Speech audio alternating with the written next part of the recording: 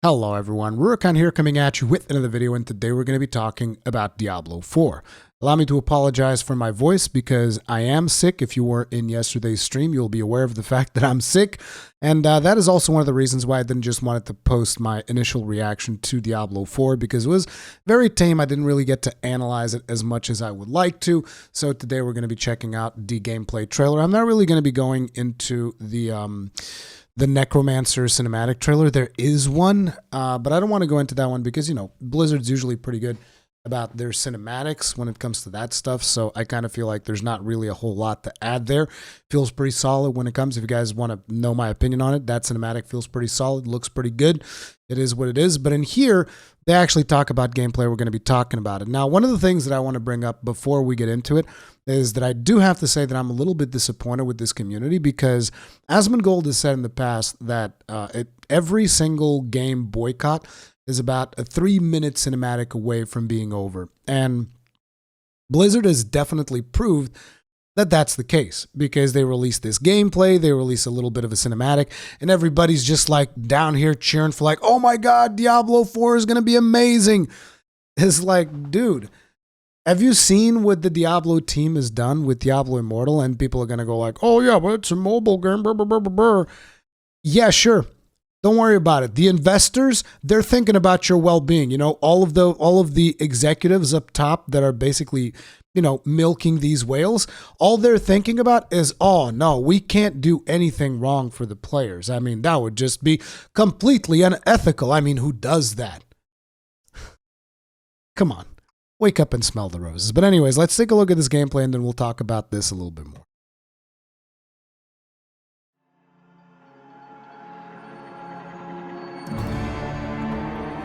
Everything you see was captured on Xbox Series Diablo X. 4 is the next generation of action RPG, melding monster slaying and loot collecting with a fully realized open world.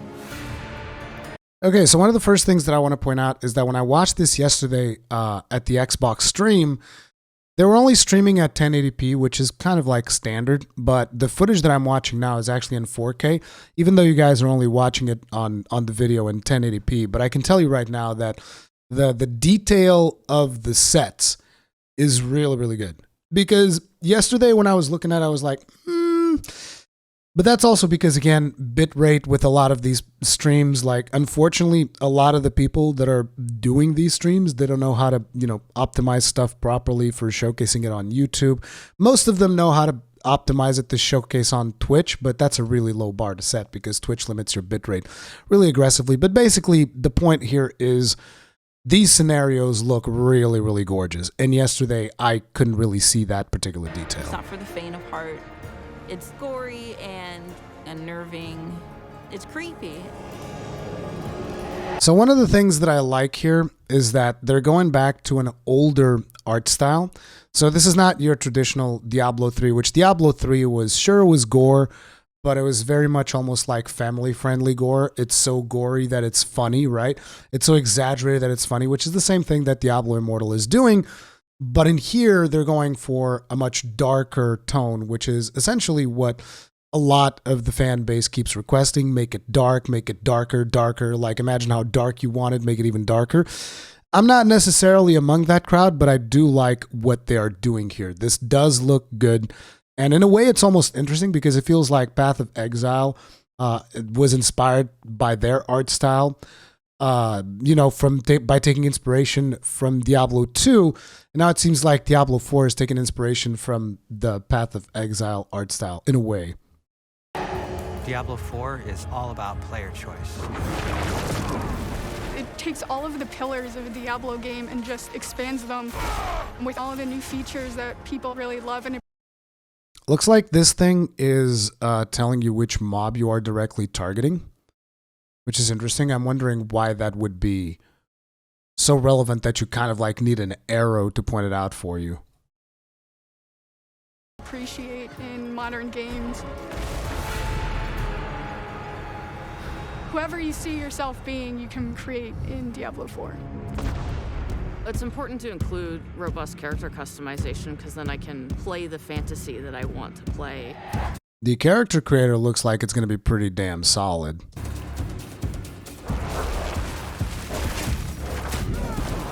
Another important thing that I would like to point out that I'm actually surprised that more people aren't like up in arms about, ooh, the spell effects, they're so tame. I'm a little bit surprised that there's not a bit of an uproar around that. Because if you look at something like a Diablo 3, Diablo Immortal, you'll notice that, you know, you cast an ability and just like a bukkake of spell effects hits the screen. It's like big explosions and everything is happening. But this, again, is taking a much tamer art style, which maintains things a little bit more serious and a little bit less comical, which is what a lot of people have asked from Diablo, which, again, seems like they're listening and appears to be a positive thing. Like, look, I'm just being... you know, I'm not going to say unbiased because everybody has their own biases, but I'm just trying to be as real as possible to the vibes that I get as we move through this gameplay trailer. It allows you to switch around your playstyle. Looks like we still have the health orbs because you can see those right there. Like watch them pop right here. You can see those. To switch around your playstyle as well. The characters are incredibly detailed.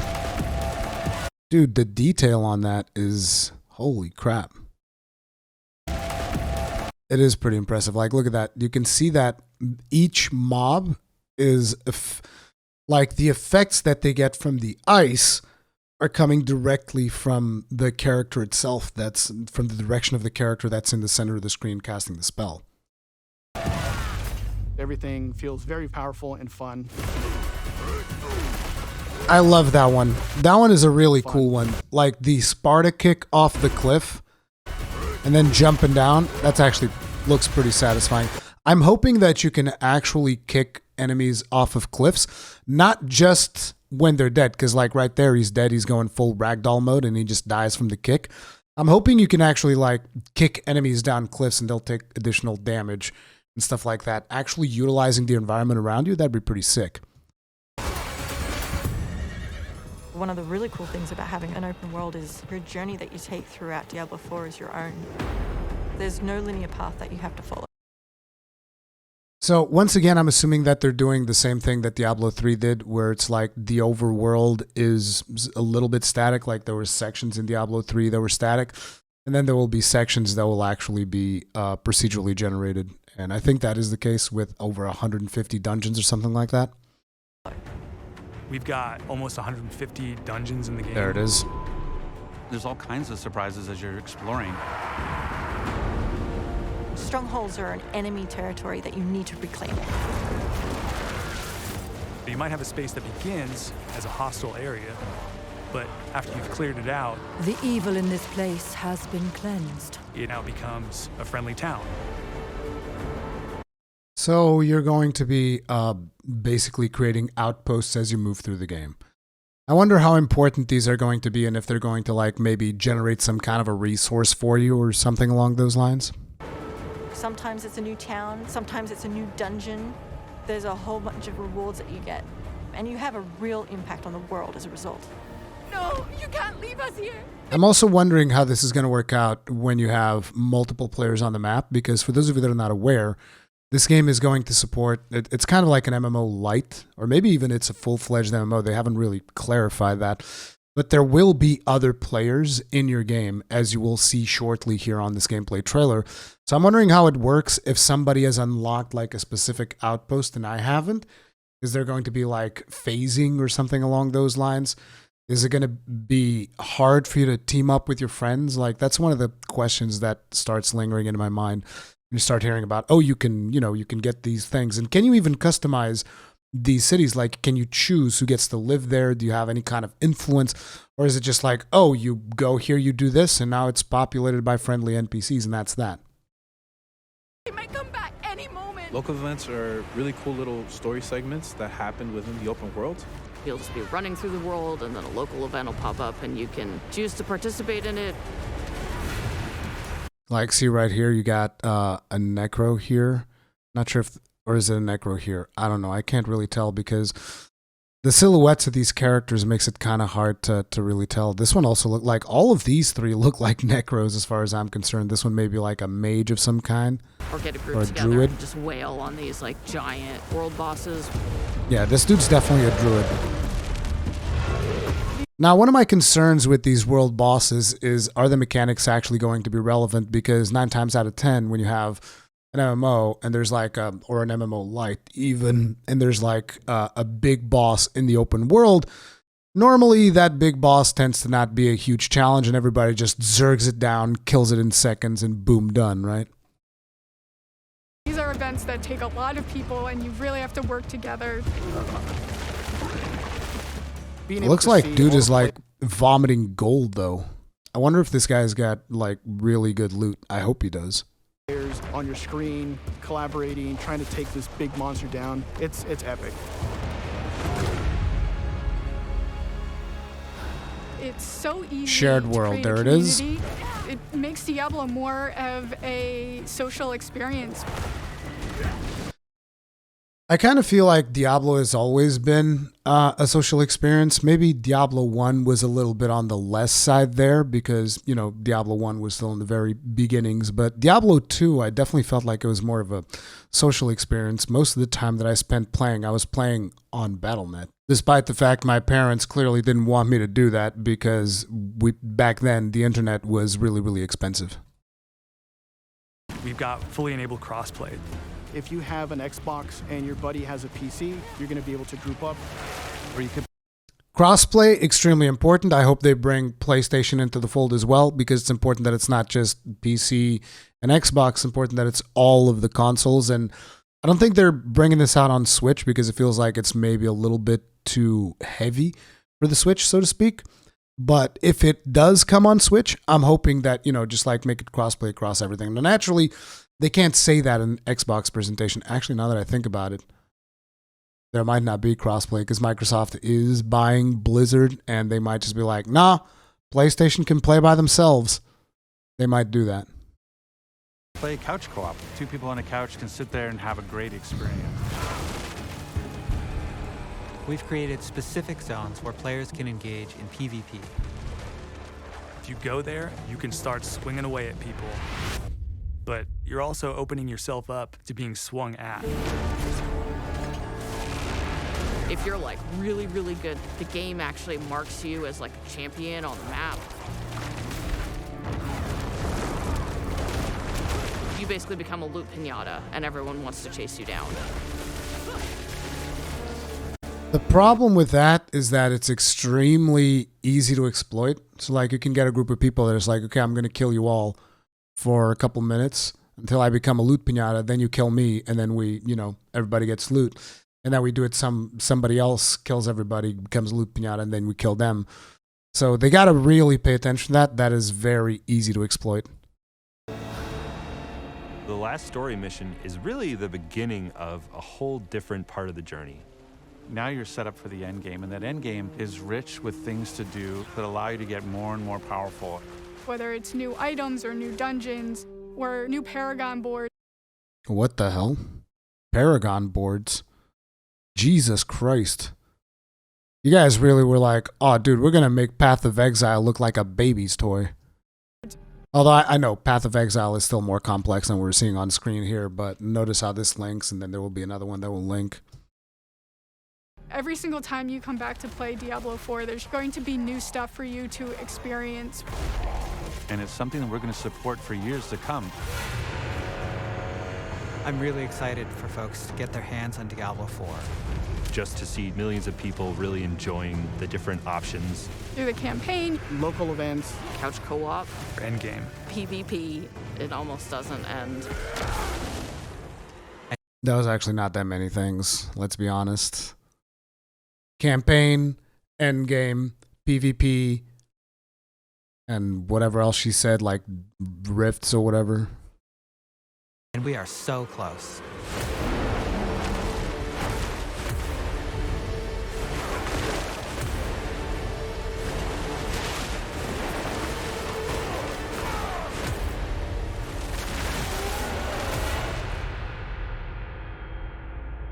All hell breaks loose 2023. Now, wouldn't it be great if this was just like a fantastic game? Like just, hey, here's the promise. Here's what you get. You know, wouldn't it be great if we could just take these people at their word? The problem is that we can't. That's just the simple fact of life. Now, if you want to be naive and take people at their word. You can be naive and take, for instance, our good buddy Wyatt Chang here at his word, where he says, I normally lurk here in r/Diablo. I like reading all the feedback, taking in the hot topics of the day. I think a reality check is warranted here. Almost all the facts presented in this post are fabricated. Diablo Immortal, there is no way to acquire or rank up gear using money. Well, that's just a lie. Let's just be honest. I mean, you can say that technically because he's not talking about gems, but it's like, come on, dude. Come on, are you really going to like? Come on, let's just be completely reasonable here. This is complete nonsense. This was like 4 months ago. This was before the release of Diablo Immortal, where Wyatt Chang was basically, trying to shill out his own game, when in reality, we all know that this is just a flat out lie. I don't care. Look, what it matters here is the intent. What is the intent behind the words that you are saying? Are you actually being truthful to what you're saying, or do you have an agenda? Clearly he has an agenda because he's talking about, his own game, that he wants to make sure that it makes as much profit as possible. And it's extremely disappointing. Like, look, even says here, hey, Ziz, I've been pretty upfront in many interviews, though apparently not this post, that gear was the 12 item slots. In many interviews, I also clearly state the money can advance the gems and legendary gems. Not being able to buy gear, the 12 slots or EXP remains important to the team. For starters, here's another lie. You can buy experience. I can't believe it. Am I going to have to catch you on another lie, Wyatt? You can buy experience. Like, you can buy ranks in your, in your battle pass. And if you buy ranks on your battle pass, every time the battle pass levels up, you get a huge boost of EXP. So technically speaking, you can buy experience. You can't buy the actual, gear pieces, but you can buy the legendary gems. As a matter of fact, buying is the only way to really acquire legendary gems with any reliability, because any other way is just completely unreliable and you're basically, stuck on RNG for ages. But regardless of the point, it's like clearly the intent behind what Wyatt is saying here is complete nonsense, and he's just, being a liar for the sake of being a liar. And this is why I can't take these people at their word. I can't. Like, I'm sorry. And it makes me sad that this community just completely ignores what is going on with Diablo Immortal because they want to get hyped about Diablo 4. I wish I could get hyped for Diablo 4. I can't. I am hoping that I'm proven wrong, because I'm going to play Diablo 4 just like I did for Diablo Immortal. And I will, once I'm done playing it, I will talk about it and I'll tell people how I feel about it. And dude, best case scenario, I'm 1,000% wrong. And, I can actually tell you guys, oh no, actually I was wrong. Diablo 4 is amazing. But like, I have no hope whatsoever that is going to happen. And the reasoning behind that is because you think that the executives that are seeing the ridiculous amounts of profits that Diablo Immortal is generating, you think they're looking at that and going like, what we should do? We should actually make a proper video game for people. We should not do something that's pay to win, even though that's brought us an unhealthy amount of profits, which, by the way, I might be doing a video talking about the profits of Diablo Immortal, which is such a sad state of affairs. But anyways, here's another tweet from Rod Ferguson, who's like the big man behind Diablo right now. To be clear, Diablo 4 is a full-price game built for PC, PlayStation, Xbox audiences. So the intent here is like, this is not a mobile game. That's the intent behind this sentence. We are committed to delivering an incredible breadth of content after launch for years to come, anchored around optional cosmetic items and full story-driven expansions. More details soon. Necroblog tomorrow. Why? Now just think about it like this, okay? I want you to really think in your heads. Why is Rod Ferguson straight up not saying no pay to win? Why is that? Why is he not he could just say it. He could just come out and say it. By the way, no pay to win. He can't say that. He can't say that because who knows what might happen. Maybe he has said it. If he said it, then feel free to link me a place where he said that there's not going to be pay to win. But it's like, what I take from this is a very non-committal take. It's like, hey, we're going to have cosmetic items and, stuff like that. And then, things obviously get darker when you're like, okay, so you guys are pushing through, trying to develop this game. And, at this point, What are you guys really working on? Like, what are you guys pushing for? Here's what they're pushing for. They're trying to hire a product manager for Diablo 4. Blizzard Entertainment is looking for a passionate, organized, and driven individual to manage the Diablo 4 in-game shop experience. Because, you got to get that in-game shop on the ground floor before the game is even like remotely finished. No, the in-game shop can't just be like something that you add after you finish development. It's like, no.